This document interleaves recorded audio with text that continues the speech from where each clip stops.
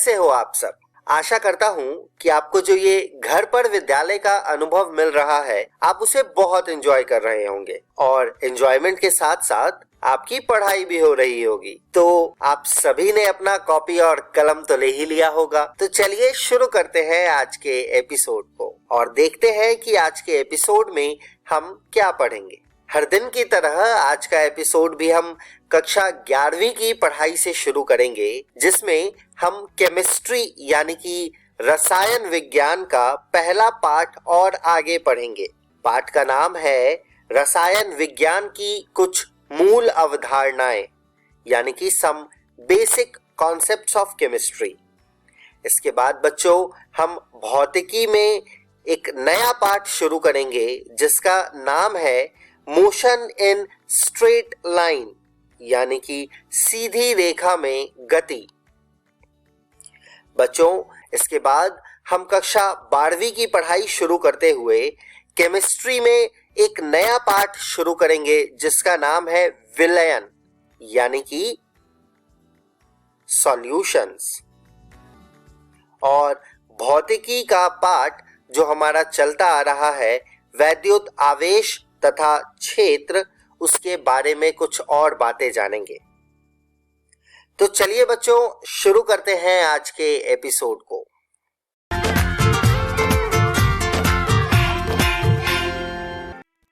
नमस्कार दोस्तों, आज हम अपना नया अध्याय शुरू करने जा रहे हैं जिसका नाम है रसायन विज्ञान की कुछ मूल अवधारणाएं का भाग 5। तो चलिए देखते हैं कि हम इस वीडियो में क्या पढ़ने वाले हैं। परमाणु द्रव्यमान और आणविक द्रव्यमान, प्रतिशत संघटन। तो चलिए शुरू करते हैं परमाणु के परिचय से। परमाणु या एटम के बारे में हमने अपनी पिछली वीडियोस में पढ़ा था। परमाणु सबसे छोटे कण होते हैं जिन्हें ना तो बनाया जा सकता है और ना ही नष्ट किया जा सकता है। द्रव्य छोटे छोटे कणों से बने होते हैं। यह कण परमाणु कहलाते हैं। परमाणु 3 कणों से बनता है, इलेक्ट्रॉन, प्रोटॉन और न्यूट्रॉन।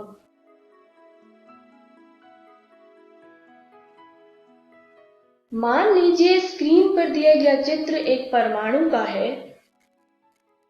परमाणु के केंद्र को हम नाभिक यानी न्यूक्लियस कहते हैं। इस नाभिक में 2 तरीके के कण पाए जाते हैं, जैसा कि आप स्क्रीन पर देख रहे होंगे।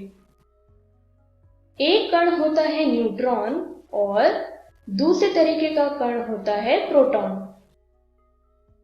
नाभिक के चारों ओर घूमने वाले कण को हम इलेक्ट्रॉन बोलते हैं।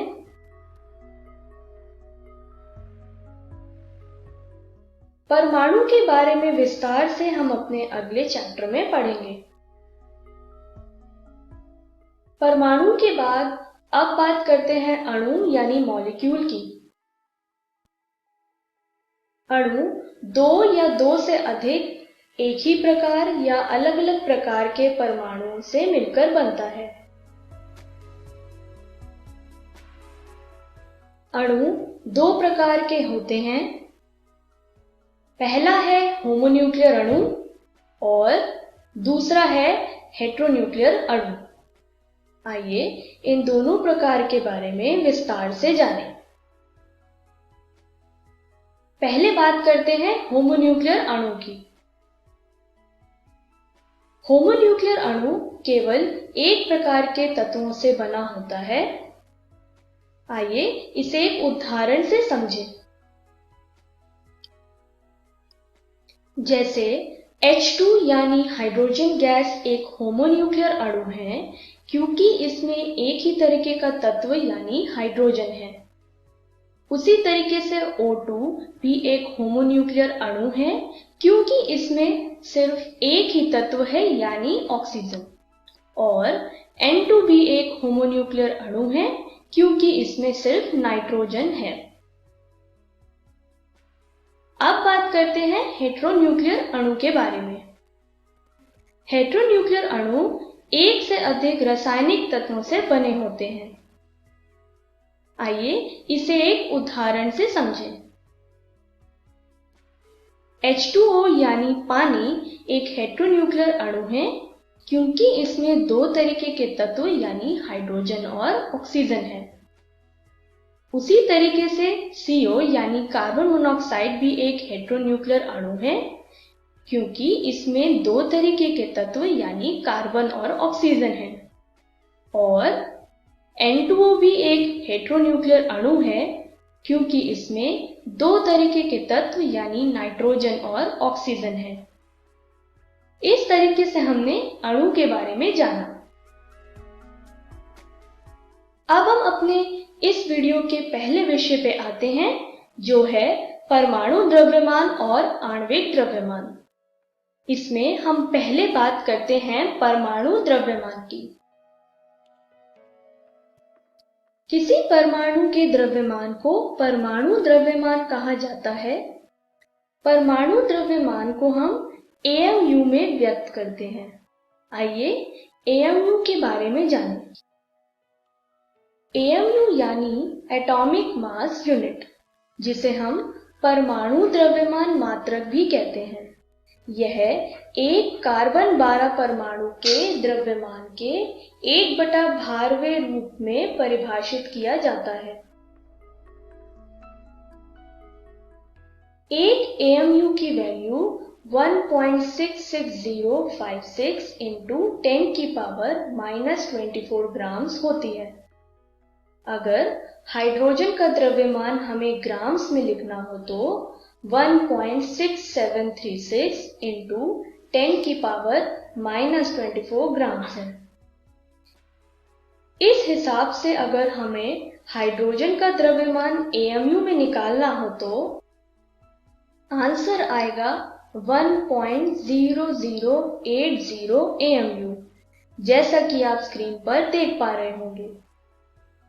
इस तरीके से हम किसी भी तत्व का परमाणु द्रव्यमान को AMU में परिभाषित करते हैं।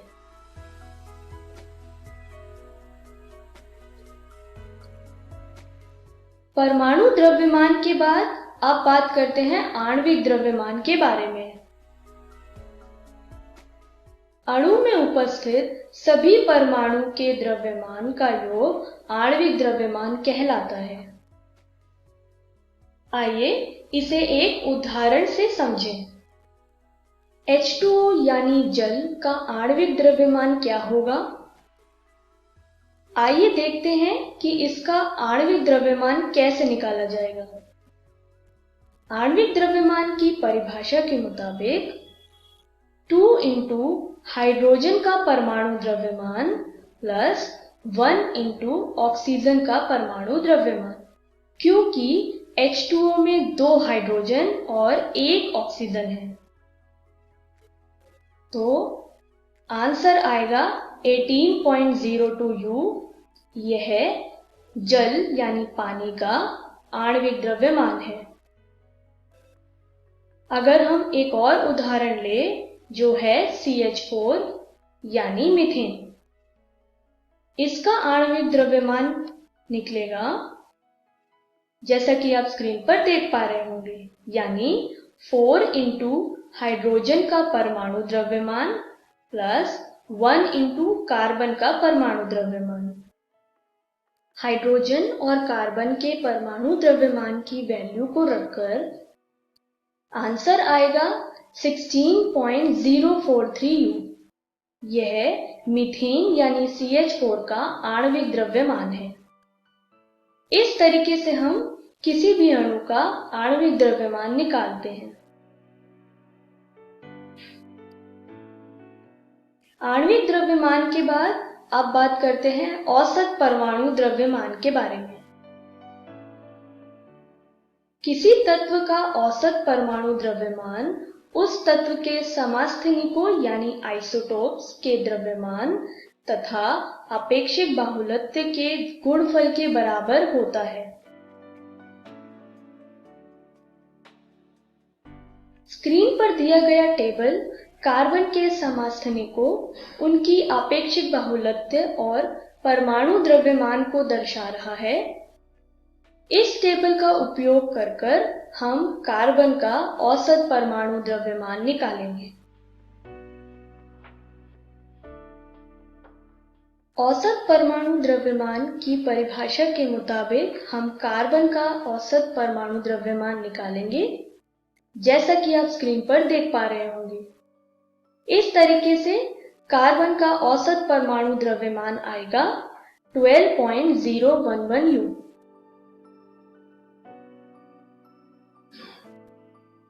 औसत परमाणु द्रव्यमान के बाद अब बात करते हैं सूत्र द्रव्यमान के बारे में। कुछ पदार्थ जैसे सोडियम क्लोराइड में उनकी घटक इकाइयों के रूप में अणु अलग से उपस्थित नहीं होते हैं।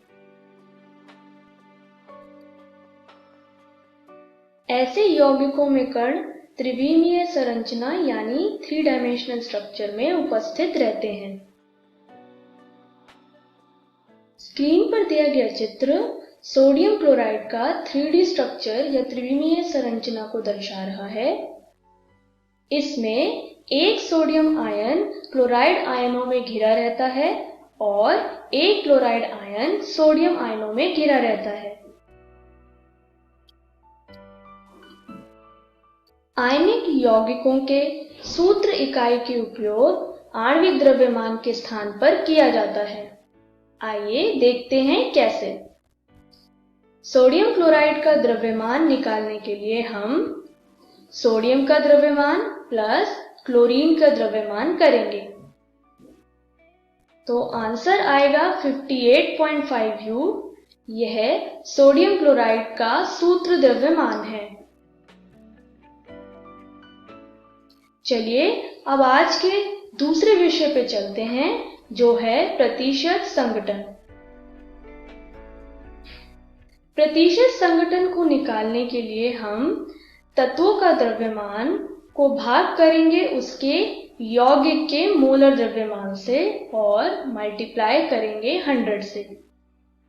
यह किसी भी तत्व के प्रतिशत संघटन निकालने का फॉर्मूला है। इसको अगर हम एक उदाहरण से समझें, मान लीजिए स्क्रीन पर दिया गया चित्र एक अम्ल यानी एसिड का है और इस अम्ल यानी एसिड का नाम हम यहाँ HNO3 लेते हैं। तो हमें नाइट्रोजन का प्रतिशत संघटन निकालना हो निट्रिक एसिड में, तो हम कैसे निकालेंगे?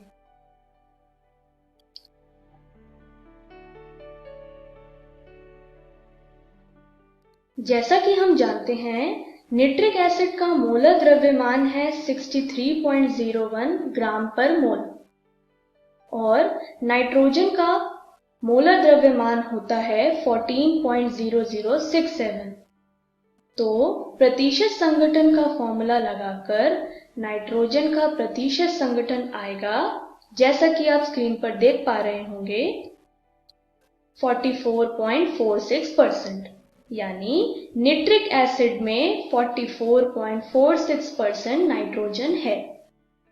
इस तरीके से हम प्रतिशत संघटन को निकालते हैं। तो चलिए देखते हैं कि हमने इस वीडियो में क्या सीखा। हमने परमाणु द्रव्यमान और आणविक द्रव्यमान के बारे में जाना। हमने प्रतिशत संघटन के बारे में भी जाना।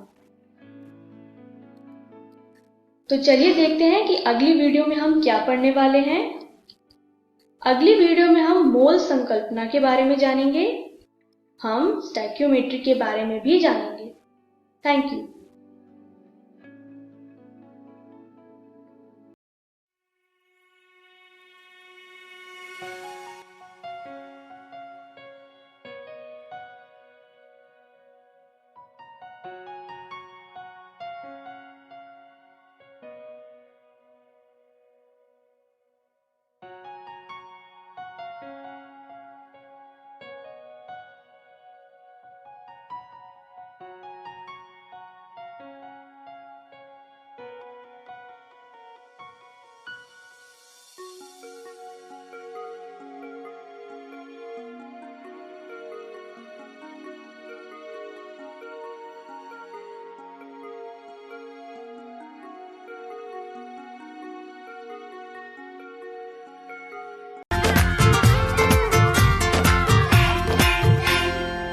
नमस्कार दोस्तों, आज हम शुरू करने जा रहे हैं कक्षा 11वीं के भौतिकी का अध्याय सरल रेखा में गति भाग 1। तो शुरू करने से पहले आइए एक बार नज़र डालते हैं कि आज हम क्या क्या पढ़ने वाले हैं। तो सबसे पहले हम पढ़ेंगे स्थिति के बारे में, उसके बाद हम पढ़ेंगे पथ लंबाई तथा सबसे अंत में हम पढ़ेंगे विस्थापन। तो चलिए शुरू करते हैं परिचय से। इस ब्रह्मांड में सभी वस्तुएं किसी न किसी तरह गतिमान हैं। कुछ की गति हम देख पाते हैं तथा कुछ की गति के लिए हमें लगता है कि वह नहीं हो रही है तथा वस्तु स्थिर है। जैसा कि आप चित्र में देख सकते हैं कि एक बॉल को आप गति करते हुए देख रहे हैं, लेकिन वहीं दूसरी तरफ आपको एक पेड़ स्थिर दिख रहा है। पर क्या सच में ऐसा है? क्या यह पेड़ स्थिर है? जैसा कि मैंने बताया था कि इस ब्रह्मांड में सभी वस्तुएं किसी न किसी तरह से गतिमान हैं। तो क्या आप ये इमेजिन कर पा रहे हैं, या फिर आप सोच रहे हैं कि ऐसा नहीं है क्योंकि मेरा घर और मेरे दोस्तों का घर यह तो पूरी तरह स्थिर है और कई सालों से अपनी जगह से नहीं हिला है। पर अगर आप ध्यान दें तो आपका घर पृथ्वी पर है और पृथ्वी हर समय अपने अक्ष पर घूम रही है और साथ ही साथ सूर्य की परिक्रमा भी कर रही है।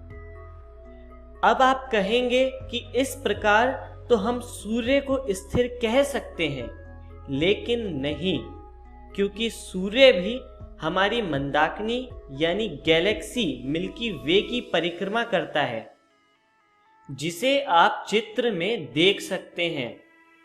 और इस प्रकार ब्रह्मांड में हर ऑब्जेक्ट किसी न किसी प्रकार से गतिमान है।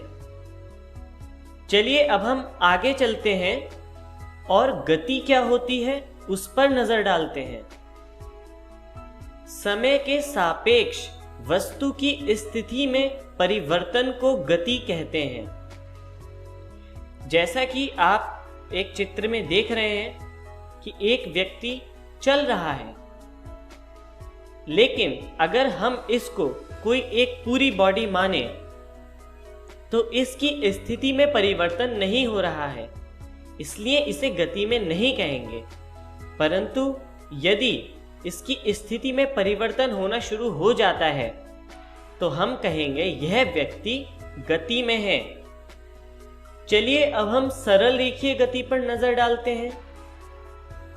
यदि गति करती हुई वस्तु का मार्ग एक सरल रेखा है तो उस वस्तु द्वारा की जाने वाली गति को सरल रेखीय गति कहते हैं। चलिए अब आगे बढ़ते हैं और स्थिति पर ध्यान देते हैं, जिसे इंग्लिश में कहते हैं पोजीशन। यदि किसी वस्तु की हमें स्थिति देखनी है तो वह निर्भर करती है कि हम उसे कहां से देख रहे हैं। मतलब स्थिति द्रव्यमान की तरह कोई ऐसी राशि नहीं है जिसका मान हर जगह एक ही होगा, बल्कि स्थिति निर्भर करती है कि हम किस जगह से देख रहे हैं। स्थिति ज्ञात करने के लिए हमें संदर्भ बिंदु तथा अक्षों के एक समूह की आवश्यकता होती है। इस समूह में 3 परस्पर लंबवत अक्ष होते हैं जिन्हें परपेंडिकुलर एक्सिस कहते हैं और इनके नाम x, y तथा z दिए जाते हैं। इन अक्षों के प्रतिच्छेदक बिंदु को मूल बिंदु कहते हैं, जिसे O से रिप्रेजेंट किया है। किसी वस्तु की स्थिति देखने के लिए उसे इसी बिंदु के रेस्पेक्ट में देखा जाता है। अब यहाँ पर आपके लिए एक सवाल है। यदि वस्तु समय के साथ अपनी स्थिति परिवर्तित कर रही है, तब आप इन निर्देशांक के सहारे कैसे बताएंगे कि वस्तु की स्थिति क्या है, क्योंकि वस्तु की कोई एक स्थिति नहीं होगी, अलग अलग समय पर वस्तु की अलग अलग स्थितियां होंगी। तो इसके लिए हम एक और निर्देशांक लेते हैं जिसे कहते हैं समय। जी हाँ, आप अपनी घड़ी या अन्य उपकरण के सहारे इन निर्देशांक के साथ समय भी नोट करते हैं तथा x, y, z और t के इस पूरे सेट को निर्देश तंत्र यानी फ्रेम ऑफ रेफरेंस कहते हैं। चलिए आगे बढ़ते हैं और निर्देश तंत्र यानी फ्रेम ऑफ रेफरेंस को समझते हैं। x, y, z तथा t के समूह के निर्देशांक निकाय को निर्देश तंत्र कहते हैं। चलिए इसी के साथ इन निर्देशांक के साथ जुड़े हुए एक कथन पर नजर डालते हैं। जब समय के बदलने के साथ साथ किसी वस्तु के निर्देशांक भी परिवर्तित होते हैं तो उस वस्तु को गतिमान कहते हैं। किसी वस्तु की गति देखने के लिए हम स्वेच्छा से किसी निर्देश तंत्र को सेलेक्ट करते हैं। जैसे यदि आपके सामने से कोई ट्रेन जा रही है और उसकी गति को आप देख रहे हैं तो आप उसकी गति के लिए स्वयं एक निर्देश तंत्र सेलेक्ट कर लेते हैं जो कि होती है उस ट्रेन की पटरियां। जी हाँ, आप ट्रेन को उसकी पटरी के सापेक्ष चलता हुआ देखते हैं और इस तरह आपको ट्रेन एक सरल रेखा में गति करते हुए दिखती है। और इस तरह यदि कोई वस्तु केवल एक दिशा में गतिमान है तो उसकी गति के निरूपण के लिए केवल एक अक्ष की जरूरत होती है। अक्ष पर मूल बिंदु से दाईं तरफ की दूरी धनात्मक तथा बाईं तरफ की दूरी ऋणात्मक मानी जाती है, जो इस प्रकार दिखाई गई है।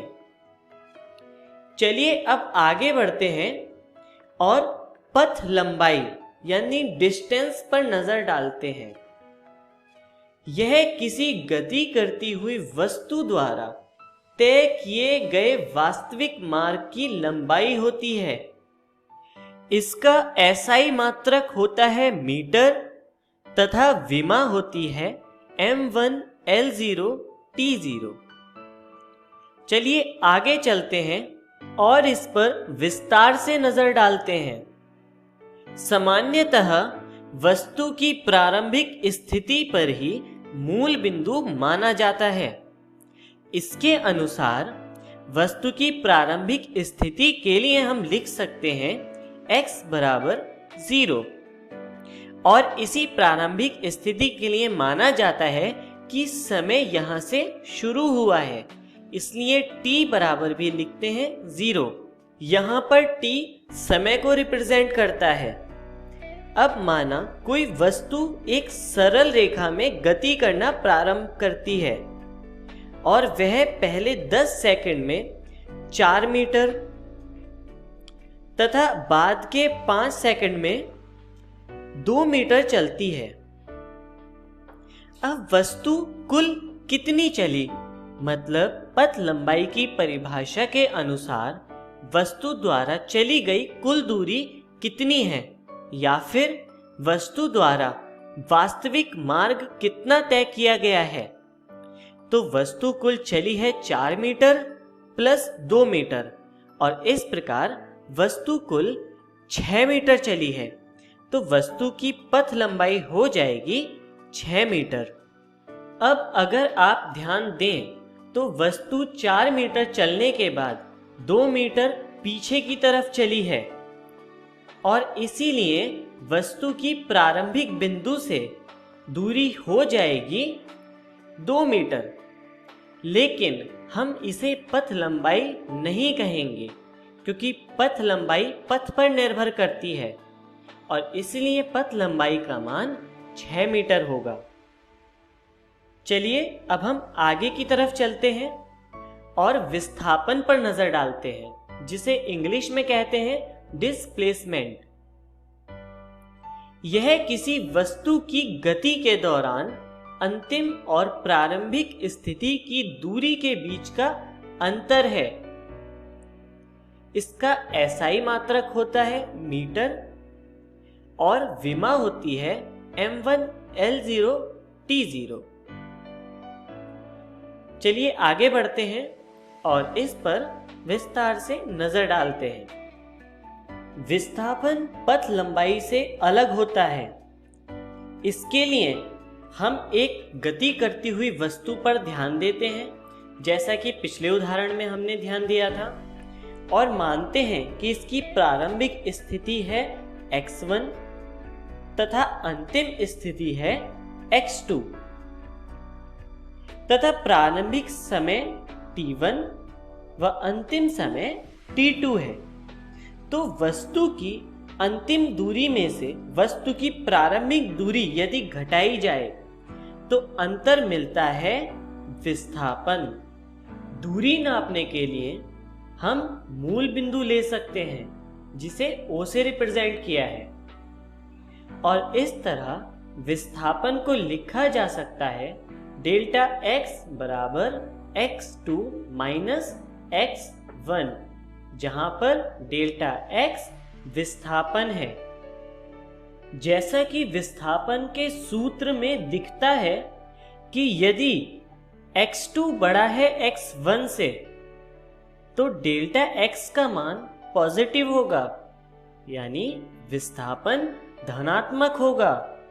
इसी प्रकार यदि x2 छोटा है x1 से तो डेल्टा x का मान नेगेटिव होगा, यानी विस्थापन ऋणात्मक होगा। और इससे हमें पता चलता है कि विस्थापन में परिमाण व दिशा दोनों उपस्थित होते हैं, इसलिए विस्थापन एक सदिश राशि है। अब आप कहेंगे कि हमको दिशा के बारे में कैसे पता चलेगा? तो यदि विस्थापन का मान धनात्मक है तो वस्तु की गति की दिशा मूल बिंदु से दाईं ओर मानी जाती है, और विस्थापन का मान ऋणात्मक है तो वस्तु की गति की दिशा दाईं ओर मानी जाती है।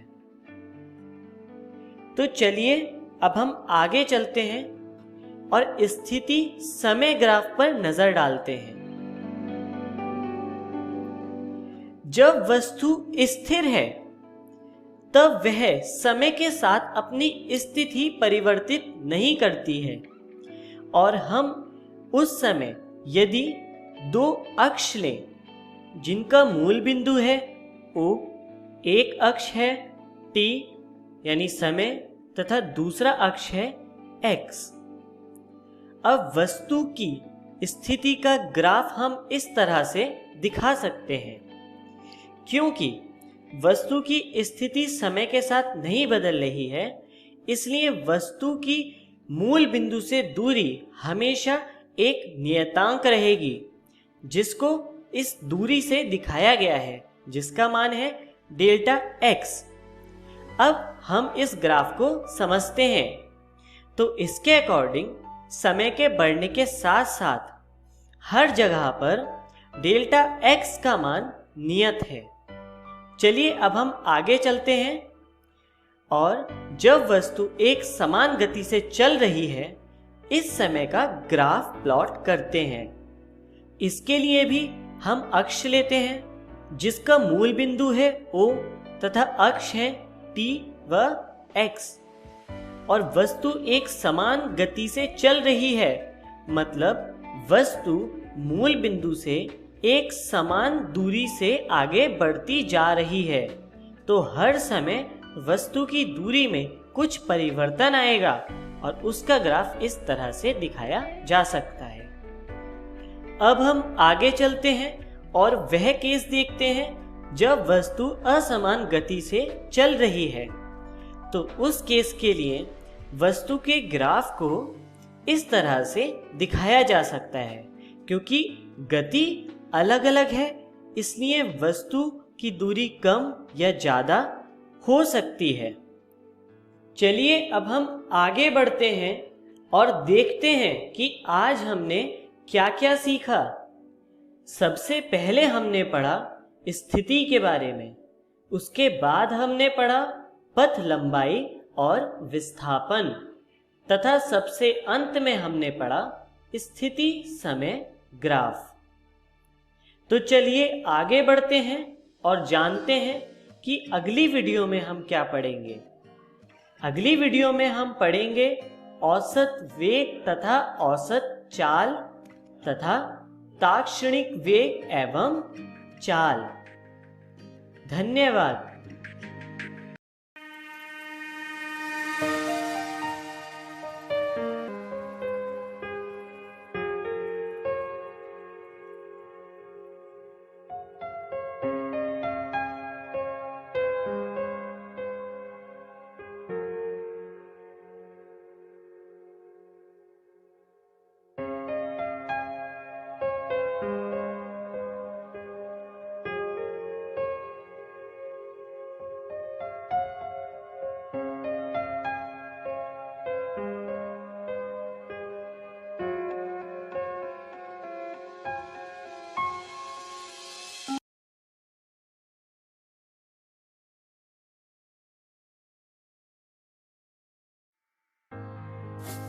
राजू, ये लो अपना सामान। हाँ भैया। काका, एक चॉकलेट दो ना। बचवा, स्कूल में नहीं बताया जाता कि चॉकलेट खाने से दांत सड़ जाता है। और काका, हिसाब गलत करने से क्या होता है? अच्छा, देखे। हाँ राजू, ये लो बाकी पैसे।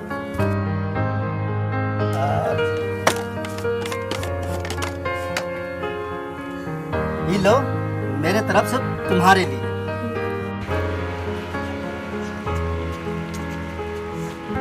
मेरा बच्चा तीसरी कक्षा में पढ़ता है, उसे जोड़ना घटाना सब आता है।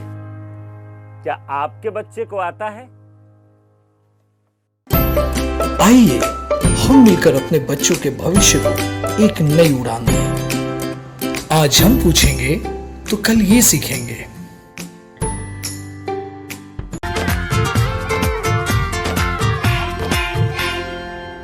नमस्कार दोस्तों, आज हम कक्षा 12वीं के रसायन विज्ञान का दूसरा अध्याय विलयन शुरू करने जा रहे हैं। वीडियो को शुरू करने से पहले आइए देखते हैं कि आज की इस वीडियो में हम कौन कौन से विषयों पर बात करने वाले हैं। आज की इस वीडियो में सबसे पहले हम विलयन का परिचय पढ़ेंगे, उसके बाद हम विलयन की सांद्रता पढ़ेंगे और उसके बाद हम विलेयता के बारे में पढ़ेंगे। तो शुरू करते हैं विलयन के परिचय से। अभी जो आपके सामने चित्र आया है वह एक विलयन का चित्र है। विलयन दो अवयव से मिलकर बना होता है। पहला अवयव होता है विलेय और दूसरा अवयव होता है विलायन। विलेय हमेशा कम मात्रा में मौजूद होता है, वहीं विलायन ज्यादा मात्रा में मौजूद होता है। यह होता है विलेय। और विलेय और विलायन को मिलके बनता है विलयन। अब बात करते हैं सांद्रता के बारे में। सांद्रता को दर्शाने के लिए कुछ तरीके होते हैं, वो तरीके मैं आपके सामने प्रस्तुत करने जा रहा हूँ। सबसे पहला तरीका है द्रव्यमान प्रतिशत, दूसरा तरीका है आयतन प्रतिशत, तीसरा तरीका है पार्ट्स पर मिलियन, इसको ppm भी कहा जाता है शॉर्ट फॉर्म में, चौथा तरीका है मोलरता, पांचवा तरीका है मोललता और छठा तरीका है मोल अंश। हम इन 6 तरीकों को एक एक करके अच्छे से पढ़ने वाले हैं। सबसे पहले शुरू करते हैं द्रव्यमान प्रतिशत से। द्रव्यमान प्रतिशत निकालने का एक आसान सा सूत्र है। ऊपर हमें रखना होता है विलयन में उपस्थित अवयव का द्रव्यमान और नीचे होता है विलयन का कुल द्रव्यमान गुणा 100। जो ऊपर हम जिस अवयव का द्रव्यमान रखते हैं, द्रव्यमान प्रतिशत भी हम उसी अवयव का निकालते हैं। तो ऐसे हम द्रव्यमान प्रतिशत को निकालते हैं। उसके बाद आता है आयतन प्रतिशत। जैसे हमने द्रव्यमान प्रतिशत निकाला था वैसे ही आयतन प्रतिशत को निकालने का भी एक सूत्र है। वो ये है कि ऊपर जो है हम रखते हैं अवयव का आयतन। जिस भी अवयव के लिए हमने आयतन प्रतिशत निकालना होता है ऊपर उस अवयव का आयतन रखेंगे और नीचे में हम विलयन का कुल आयतन रखेंगे और पूरे को गुणा कर देंगे 100 से। इससे जो है हमारे पास आयतन प्रतिशत आ जाएगा। उसके बाद हम निकालते हैं पार्ट्स पर मिलियन, जिसे हम अंग्रेजी में ppm भी कहते हैं शॉर्ट फॉर्म में। पार्ट्स पर मिलियन निकालने का जो सूत्र है वो ये है, हमें जिस भी अवयव का पार्ट्स पर मिलियन निकालना होता है ऊपर में उस अवयव के भागों की संख्या रखते हैं और नीचे में विलयन में उपस्थित सभी अवयवों के कुल भागों की संख्या रखते हैं और इससे जो भी हमारा उत्तर आता है हमें उसे 1 लाख से गुणा करना होता है। अब आप सोच रहे होंगे कि 1 लाख से गुणा करने का क्या कारण है। देखिए क्या होता है, किसी भी विलयन में कभी कभी कुछ अवयव कम मात्रा में मौजूद होते हैं तो जो हमारा उत्तर आता है वो दशमलव में आता है और वो काफी अजीब लगता है। तो उसको थोड़ा ठीक करने के लिए हम क्या करते हैं, जो हमारा उत्तर आता है उसे हम 1 लाख से गुणा कर देते हैं और गुणा करने के बाद जो हमारा उत्तर आता है उसे हम कहते हैं पार्ट्स पर मिलियन। तो ये था पार्ट्स पर मिलियन। अब बात करते हैं मोलरता की। मोलरता का जो सूत्र होता है वो ये होता है, ऊपर हम विलेय के मोल रखते हैं और नीचे विलयन का लीटर में आयतन रखते हैं। यहाँ पर एक ध्यान देने वाली बात यह है कि जो नीचे हम जो भी विलयन का आयतन रखेंगे वो हमें लीटर में रखना होगा।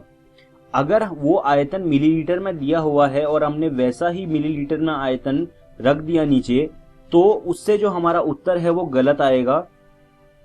और ये होता है बहुत बार विद्यार्थियों के साथ, तो आपको ये गलती नहीं करनी है। नीचे हमेशा विलयन का आयतन लीटर में होना चाहिए। अगर वो मिलीलीटर में है तो आप उसको लीटर में बदलें। तो ये होती है मोलरता। अगर हम परीक्षा के नज़रिए से देखें तो ये बहुत ही महत्वपूर्ण चीज़ है, तो इस पर आप कुछ प्रश्न हल कर लीजिएगा। अब बात करते हैं मोललता की। मोललता को निकालने का जो सूत्र होता है वो होता है, ऊपर हम रखते हैं विलेय के मोल और नीचे हम लिखते हैं विलायक का किलोग्राम में द्रव्यमान। यहाँ पर 2 बातें ध्यान देने वाली हैं। नीचे जो है वो हमेशा विलायक का द्रव्यमान आएगा। कभी कभी हो जाता है कि जो हमारा प्रश्न है उसमें हमें विलयन का द्रव्यमान दिया होता है और विद्यार्थी क्या करते हैं, वहां पे गलती कर देते हैं, वो विलयन का द्रव्यमान रख देते हैं नीचे। तो ऐसा नहीं करना है, हमें वहां से पहले विलायक का द्रव्यमान निकालना है और उसे रखना है नीचे। दूसरी बात, नीचे जो विलायक का द्रव्यमान आएगा वो हमेशा किलोग्राम में आना चाहिए। अगर वो द्रव्यमान ग्राम में दिया है या फिर मिलीग्राम में दिया है तो आपको उसे किलोग्राम में बदलना होगा और उसको बदल के फिर आप उसको जो मोललता का सूत्र है उसमें रखेंगे। तो ये थी मोललता। अब बात करते हैं मोल अंश की। मोल अंश का जो हमारा सूत्र होता है वो यह होता है, ऊपर आता है अवयव के मोल की संख्या। जिस भी अवयव के लिए हमें मोल अंश निकालना होता है ऊपर हम उस अवयव के मोलों की संख्या रखते हैं और नीचे हम सभी अवयव के मोलों की कुल संख्या रखते हैं और इससे हमारा मोल अंश निकल आता है। मोल अंश भी एक बहुत ही महत्वपूर्ण चीज है। मैं आपको सुझाव दूंगा कि आप इस पे आधारित कुछ प्रश्न जो है अपनी किताब से कर लीजिएगा। अब बात करते हैं विलेयता की। किसी भी अवयव की विलेयता एक निश्चित ताप पर विलायक की निश्चित मात्रा में घुली हुई उस पदार्थ की अधिकतम मात्रा होती है। यह विलेयता की परिभाषा है। यहाँ पर ध्यान देने वाली बात यह है कि विलेयता हमेशा एक निश्चित तापमान पे ली जाती है। अगर तापमान बदल दिया जाएगा तो विलेयता भी बदल जाएगी। अब हम इस वीडियो के अंत में आ गए हैं। आइए देखते हैं कि हमने इस वीडियो में क्या क्या सीखा। सबसे पहले हमने विलयन का परिचय पढ़ा, उसमें हमने विलेय और विलायन जैसी 2 चीजें पढ़ी। फिर हमने विलयन की सांद्रता के बारे में पढ़ा और आखिरी में हमने विलेयता के बारे में पढ़ा। मैं उम्मीद करता हूं आपको मेरी पढ़ाई हुई चीजें समझ आई होंगी और आपको ये सुझाव देना चाहता हूँ कि आप इन सब चीज़ों को रसायन विज्ञान की एनसीईआरटी भाग 1 से पढ़ लीजिएगा और इन पर आधारित कुछ प्रश्न भी हल कर लीजिएगा। अब देखते हैं कि अगली वीडियो में हम क्या क्या पढ़ने वाले हैं। अगली वीडियो में सबसे पहले हम ठोसों और गैस की द्रवों में विलेयता के बारे में पढ़ेंगे और उसके बाद हम हेनरी का नियम पढ़ेंगे और आखिरी में हम द्रव द्रव विलयनों का वाष्प दाब पढ़ेंगे। धन्यवाद दोस्तों।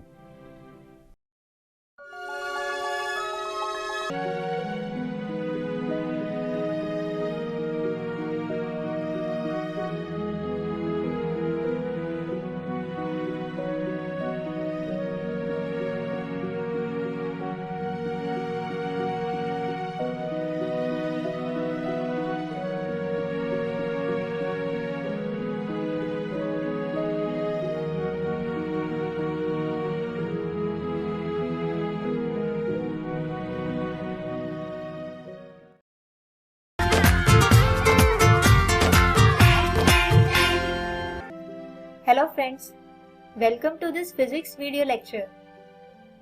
दोस्तों, अभी तक हम चैप्टर 1 वैद्युत आवेश तथा क्षेत्र के 4 भागों को पढ़ चुके हैं। आज हम इसका 5वां भाग समझेंगे और इस 5वें भाग में हम जो टॉपिक्स समझेंगे वो है वैद्युत फ्लक्स, गाउस नियम और गाउस नियम के अनुप्रयोग। दोस्तों, हमने अपने पिछले वीडियो में वैद्युत क्षेत्र और उससे जुड़ी वैद्युत क्षेत्र रेखाओं के बारे में जाना था, जबकि किसी पृष्ठ से गुजरने वाली वैद्युत क्षेत्र रेखाओं की कुल संख्या पृष्ठ से संबंध विद्युत फ्लक्स कहलाता है। अब जैसे यहाँ इस आवेश Q से जो वैद्युत क्षेत्र रेखाएं बनेंगी, उनमें से कुछ क्षेत्र रेखाएं इस पृष्ठ से भी होकर निकलेंगी, तो इस पृष्ठ से गुजरने वाली रेखाओं की संख्या कही जाती है वैद्युत फ्लक्स। आइए अब समझते हैं कि इसे मापते कैसे हैं। मान लीजिए कि हमारे पास एक बंद पृष्ठ S है। अगर आप इस पृष्ठ की लंबवत दिशा देखें तो वो होगी कुछ इस तरह। अब मान लीजिए कि इस पृष्ठ से कुछ वैद्युत क्षेत्र रेखाएं इस तरह से पास होती हैं, तो इस पृष्ठ के एक छोटे से क्षेत्रफल ds के लिए वैद्युत फ्लक्स भी भिन्नात्मक ही होगा, यानी d फाई। तो हम लिख सकते हैं कि d फाई बराबर होगा E डॉट ds। दोस्तों, यहाँ ds सदिश पृष्ठ S की लंबवत दिशा है। अब जैसा कि हम जानते हैं कि दो वेक्टर्स का डॉट प्रोडक्ट यानी अदिश गुणनफल लिखा जा सकता है E ds cos थीटा। और अगर आप यहाँ देखें तो सदिश E और सदिश ds समान दिशा में ही हैं, यानी थीटा होगा 0 डिग्री। और जैसा कि हम जानते हैं कि cos 0 डिग्री होता है 1, इसलिए फाई यानी कुल वैद्युत फ्लक्स बराबर होगा E गुणा S के। दोस्तों, वैद्युत फ्लक्स का ऐसा ही मात्रक होता है न्यूटन प्रति कूलम मीटर की घात 2। आइए अब बात करते हैं आज के हमारे दूसरे टॉपिक गाउस नियम की, जिसे दिया था मशहूर मैथमेटिशियन और फिजिसिस्ट कार्ल फ्रेडरिक गाउस ने। इस नियम के अनुसार किसी बंद तल से निकलने वाला विद्युत फ्लक्स उस तल द्वारा घिरे हुए कुल विद्युत आवेश की मात्रा के अनुक्रमानुपाती होता है, यानी फाई अनुक्रमानुपाती होगा Q के। और दोस्तों, आनुपातिकता का चिन्ह हटाया जाए तो फाई यानी कुल विद्युत फ्लक्स बराबर होगा Q बटे एप्सिलॉन नॉट के। आइए अब इस नियम के कुछ अनुप्रयोग पर ध्यान देते हैं, जिसमें सबसे पहले है किसी बिंदु आवेश के कारण वैद्युत क्षेत्र की गाउस नियम द्वारा गणना। दोस्तों, अगर आपको याद हो तो किसी बिंदु आवेश की वजह से बनने वाला वैद्युत क्षेत्र होता है 1/4 पाई एप्सिलॉन नॉट Q बटे R की घात 2। चलिए अब देखते हैं कि गाउस नियम की मदद से आने वाला वैद्युत क्षेत्र का व्यंजक भी समान होता है या नहीं। तो मान लीजिए कि यहाँ ये बिंदु आवेश Q है जिससे बनने वाले वैद्युत क्षेत्र को हमें मापना है। अब मान लेते हैं कि इससे r दूरी पर एक पृष्ठ है जो इस आवेश को घेर लेता है। इस पृष्ठ को कहा जाता है गॉसियन पृष्ठ या सतह, और बिंदु आवेश होने की वजह से ये गॉसियन पृष्ठ होगा गोलाकार। अब हम इस गॉसियन पृष्ठ का एक छोटा सा पृष्ठ ds लेते हैं, जिससे हम भिन्नात्मक फ्लक्स निकालकर पूरे पृष्ठ के लिए इंटीग्रेट कर टोटल यानी संपूर्ण फ्लक्स कैलकुलेट कर सकें। अब अगर हम इस छोटे से पृष्ठ का लंब देखें तो वो त्रिज्यीय दिशा में होगा, जबकि विद्युत क्षेत्र भी त्रिज्यीय दिशा में होगा। तो अब हम लिख सकते हैं कि d फाई बराबर होगा E डॉट ds, यानी d फाई बराबर E ds cos थीटा। और दोस्तों क्योंकि ये दोनों ही सदिश समान दिशा में है, इसलिए यहाँ पर भी थीटा होगा 0 डिग्री। और फिर से क्योंकि cos 0 डिग्री बराबर होता है 1 के, इसलिए d फाई बराबर होगा E ds के। आइए अब इस पूरे गॉसियन पृष्ठ के लिए इसे इंटीग्रेट करते हैं। अब गाउस नियम के अनुसार कुल फ्लक्स फाई होता है Q बटे एप्सिलॉन नॉट, और गोले का पृष्ठीय क्षेत्रफल होता है 4 पाई r की घात 2, यानी इक्वेशन बनेगी Q बटे एप्सिलॉन नॉट बराबर E गुणा 4 पाई r की घात 2। और अगर इससे वैद्युत क्षेत्र मापा जाए तो E होगा 1 बटे 4 पाई एप्सिलॉन नॉट Q बटे r की घात 2। आइए अब ज्ञात करते हैं किसी एक समानीय आवेशित अनंत लंबाई के तार के कारण वैद्युत क्षेत्र का व्यंजक क्या होता है। मान लीजिए यह एक धनावेशित तार है जिसका वैद्युत क्षेत्र कुछ ऐसा होगा। अब यहाँ पर गॉसियन पृष्ठ होगा इस तार के चारों ओर एक काल्पनिक बेलन। मान लीजिए कि इस बेलन की लंबाई है L, जो इस तार की भी लंबाई है, और त्रिज्या है R। यहाँ पर मुख्यतः दो पृष्ठीय क्षेत्रफल हैं, एक बेलन के टॉप और बॉटम, और दूसरा है बेलन का वक्र पृष्ठ क्षेत्रफल। अब मान लेते हैं कि लैम्डा आवेश प्रति इकाई लंबाई है, और बेलन का कुल आवेश Q बराबर होगा लैम्डा गुणा L, यानी आवेश प्रति इकाई लंबाई गुणा तार की लंबाई के। अब गाउस नियम द्वारा जैसा कि हम जानते हैं कि कुल फ्लक्स यानी फाई बराबर होगा Q बटे एप्सिलॉन नॉट, जहाँ पर Q इस गॉसियन सतह द्वारा घेरा गया कुल आवेश है, यानी लैम्डा L। तो अगर इस समीकरण में Q की जगह लैम्डा L को रखा जाए तो समीकरण होगा फाई बराबर लैम्डा L बटे एप्सिलॉन नॉट। और इसके अतिरिक्त फ्लक्स बराबर होगा E डॉट ds के। दोस्तों क्योंकि यहाँ पर दो तरह के पृष्ठीय क्षेत्रफल हैं, इसलिए d फाई बराबर होगा E डॉट ds1 जमा ds2, या इसे लिख सकते हैं कि d फाई बराबर होगा E डॉट ds1 जमा E डॉट ds2। इसके अतिरिक्त इसे लिखा जा सकता है d फाई बराबर E ds1 cos थीटा 1 जमा E ds2 cos थीटा 2। अब दोस्तों अगर आप यहाँ ध्यान से देखें तो पृष्ठ 1 पर हम देख सकते हैं कि यहाँ पृष्ठ के लंब और वैद्युत क्षेत्र की दिशा में 90 डिग्री का कोण बनता है, जबकि पृष्ठ 2 के लंब और वैद्युत क्षेत्र की दिशा में 0 डिग्री का कोण बनता है,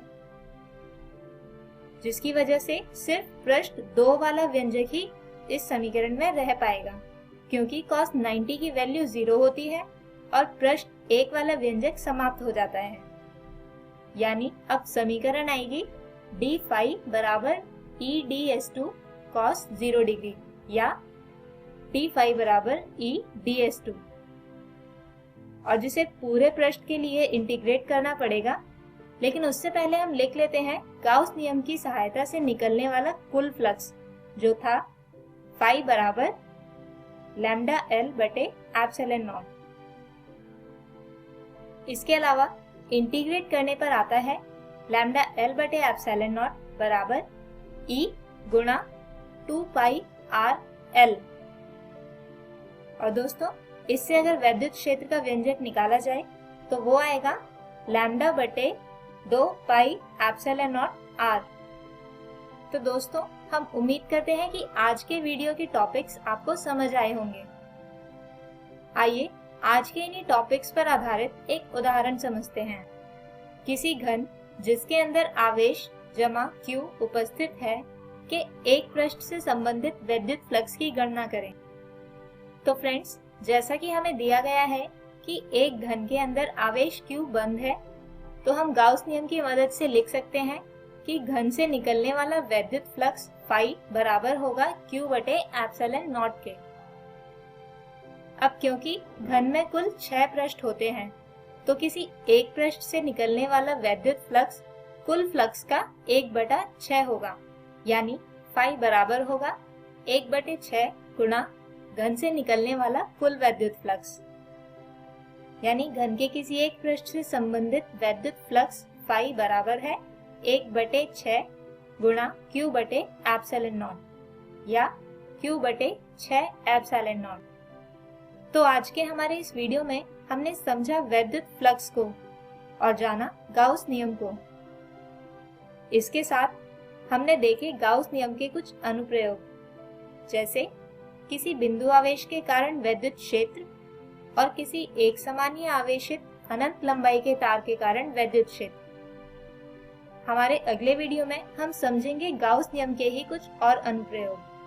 तब तक के लिए take care and good bye.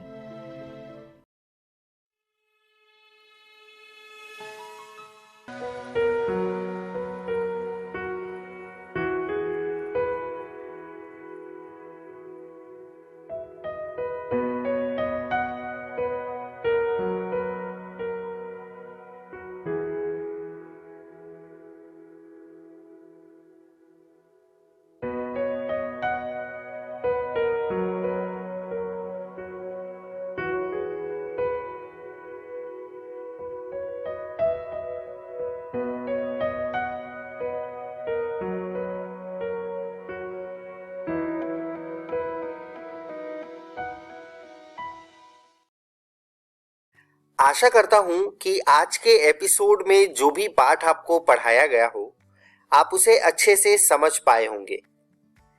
यदि कोई सवाल आपके मन में आया हो तो उसे उन्नयन ऐप पर आप पोस्ट करके अपने जवाब को जान सकते हैं, या फिर आप हमें ईमेल भी कर सकते हैं स्क्रीन पर दिए गए ईमेल आईडी पे। बच्चों, इस एपिसोड का पुनः प्रसारण इसी चैनल पर संध्या 4:05 से 5 बजे तक आएगा। अगर आप इस एपिसोड को दोबारा देखना चाहते हैं तो संध्या 4:05 से 5 बजे तक देख सकते हैं। यही एपिसोड YouTube पर भी 1 बजे के बाद कभी भी आप देख सकते हैं। देखने के लिए YouTube पर सर्च करें मेरा दूरदर्शन मेरा विद्यालय और इकोवेशन के चैनल पर डाली गई वीडियो को देखें। एक आवश्यक सूचना, यह वीडियो BEPC की वेबसाइट पर भी उपलब्ध है। वेबसाइट नोट कर लीजिए बच्चों, www.bepcssa.in। जब आप इस वेबसाइट पर जाएंगे तो डिजिटल लर्निंग वाले सेक्शन में जाकर आप इस वीडियो को देख सकते हैं। मिलते हैं बच्चों अगले एपिसोड में कुछ और रोचक पाठ के साथ। तब तक के लिए घर में रहिए, सुरक्षित रहिए और पढ़ते रहिए। बाय बाय बच्चों।